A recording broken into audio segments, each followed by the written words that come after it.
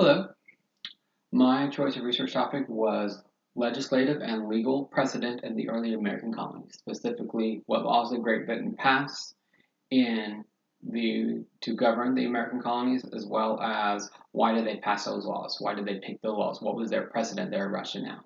So, two dissertations I found when I looked for colonial colonies and precedent was Heather Schwartz, Rewriting the Empire, plans for institutional reform in British America, in which she describes how there were many plans put forth to Parliament as well as to the colonies regarding changing American government so it'd be more cohesive and integral with Great Britain so that we would stay united as one country, basically.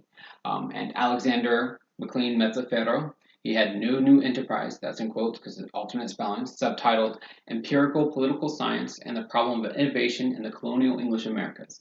And he posited, and I think very well proved, that a lot of the colonial founders, they did not want to change their governments. When changes were happening, they were very scared. They did not like new laws, new parliamentary procedures, all the different things involved in governance. They didn't want to change that. So some similarities I found in these two dissertations was sources, a lot of primary sources. One big difference was that Metzeferro's dissertation used a lot of secondary sources that were commentaries on primary sources. A lot of the secondary sources were early 1900s and so forth in order to better analyze and synthesize the information that he was using. So even his secondary sources were heavily involved in the primary sources. Something else for their methodology was that both of them ID'd areas where there were research gaps that they were trying to fill. They might be a little bit different as far as content because they focused on different areas. For instance, Heather Schwartz, on her innovations, she identified some of the aspects of innovation, political with government officials, economic with merchants and shippers and different people. So she combined a lot of different social classes into describing the innovation problem as a whole. So she gave a grand picture by using different aspects of society all at one time period regarding a specific issue. Whereas Mezzaferro, he redefined terms, innovation, radicalism, things like that. And he also used a case study in Barbados regarding slavery. He has a whole chapter just devoted to that. The content was very much the same.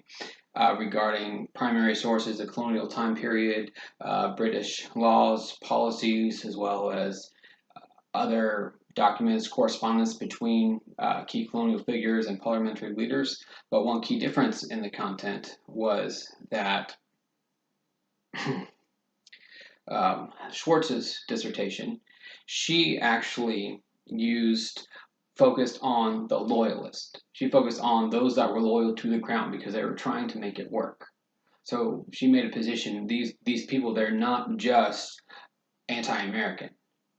They are pro-colonial America in that they want the America to succeed because if America succeeds, then Great Britain succeeds. So she focused a lot of her research on the loyalist perspectives because that was the group that was trying to make the changes to make everything work. And ultimately it failed. But she made a point that there's a lot of other things going on behind the scenes that not everyone is aware of. So some conclusions that they both came to was that the revolution was not inevitable. It was not inevitable. The American Revolution, based on the laws that were passed, how they were enacted, was not inevitable. It happened because of the way the colonies and Parliament viewed each other. It became more antagonistic than friendly, than working together. So there are a lot of other things going on behind the scenes that made people develop these feelings. And very briefly, two other sources I found. One was about Rhode Island and piracy and how Great Britain made policies, but Rhode Island didn't enact them the way that Britain thought they should. So that basically allowed piracy to happen, and the colony made money, so they kept allowing it to happen and protecting the pirates with the law.